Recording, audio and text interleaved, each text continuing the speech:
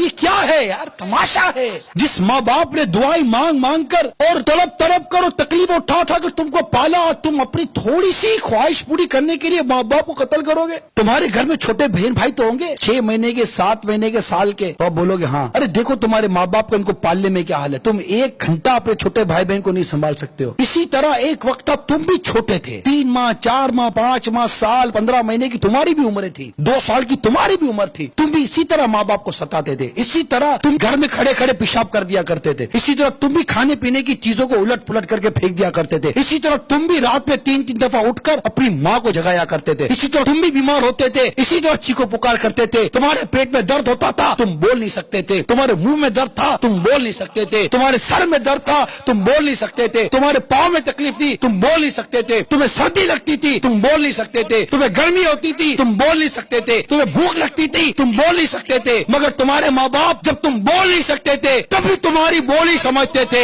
आज जब तुम बोलते हो तो माँ बाप को बोलते हो तुम हमारी बात समझते नहीं। अरे तुम्हारा माँ बाप उस वक्त तुम्हारी बात समझते थे जब तुम बोल नहीं सकते थे। आज जब तुम बोल सकते हो तो क्या तुम्हारे माँ बाप तुम्हारी बात समझते नहीं होंगे? समझते हैं। अरे तुम नहीं समझते तुम्हारे माँ बाप तुम्हारे बारे में क्या भला चाहते हैं। अरे इस माँ ने पैसा रोककर क्या बुरा किया था?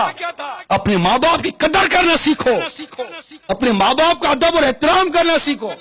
अगर माँ बाप को नाराज करके मर गए, यकीन मानो मर जाओगे।